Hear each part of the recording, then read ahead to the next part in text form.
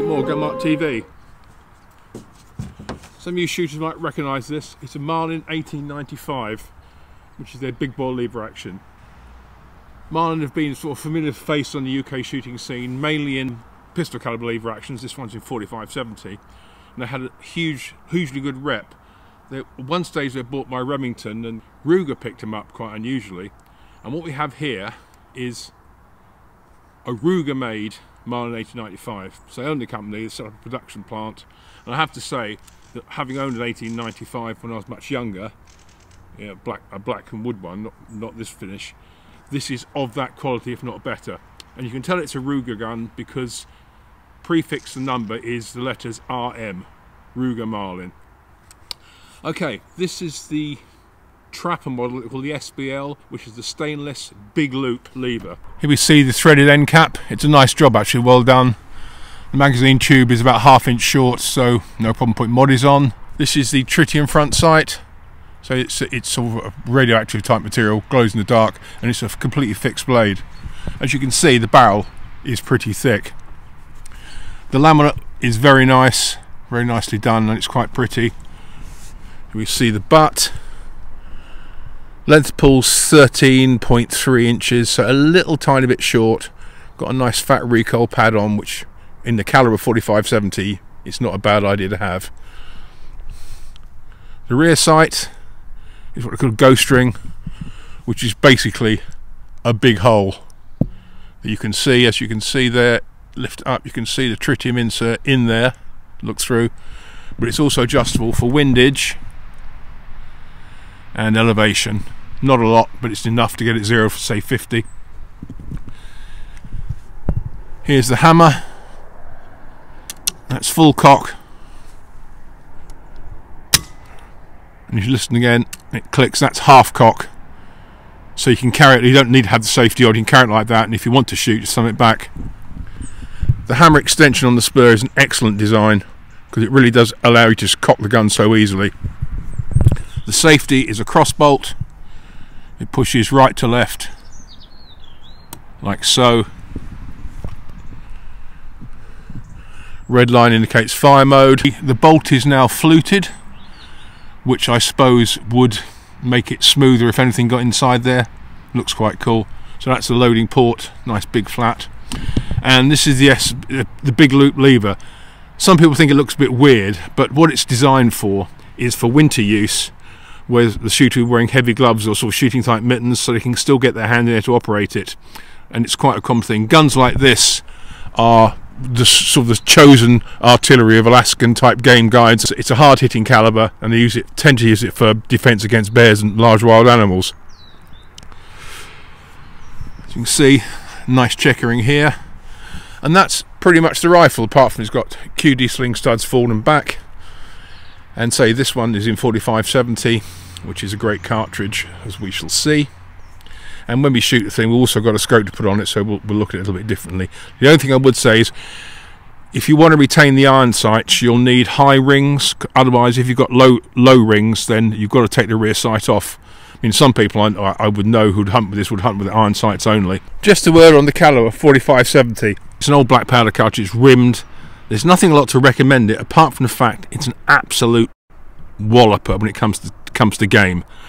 It fires a big bullet up to 500 grains, not fast, but it is just one of those thumper cartridges, and it's still as popular now as it was then. In fact, probably more popular. There's more guns chambered in it. The importers Viking Arms gave me some 45-70 from S&B, and it's a 405 grain soft point. It's doing round about 1500, 1600 according to the box.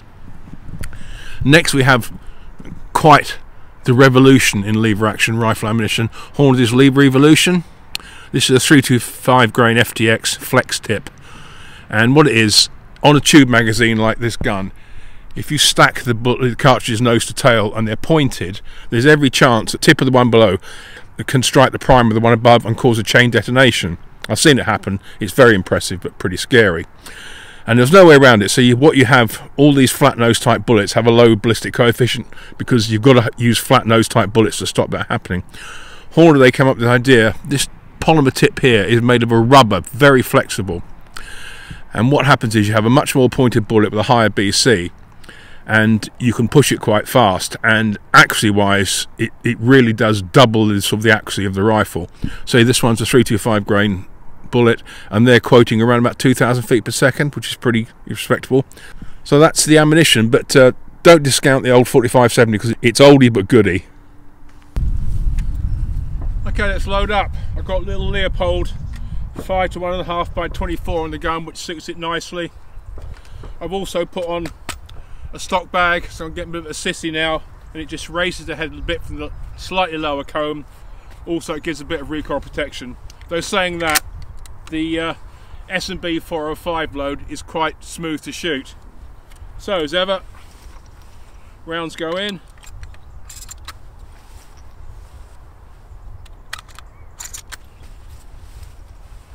Interesting enough, this is quite easy to load compared to some lever guns. It takes 6 up.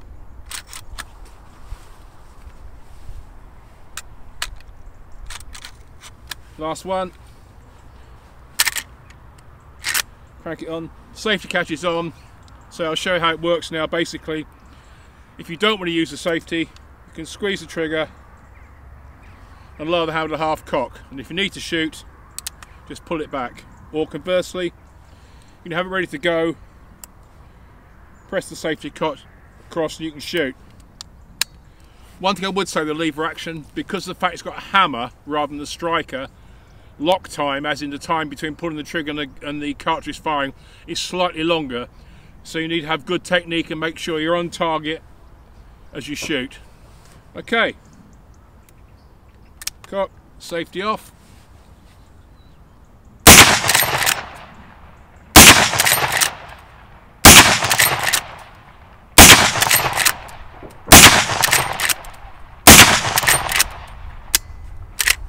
Miscounted there. The 1895. Do I like it? Yes, I do. I like lever actions. I like big bores. It's a cracking rifle. Loads easy. Trigger's not too bad. A little bit heavy, but that's just running in. This is brand new rifle. Shoots well. Feels good. Slick, smooth action.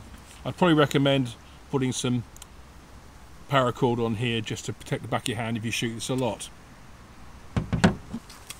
Now we come to ballistics. The S&B 405 grain jacketed flat point, it's 1409 just to be sort of round it down. So what you get, 1802 foot-pounds, which is not a lot, but bear with me.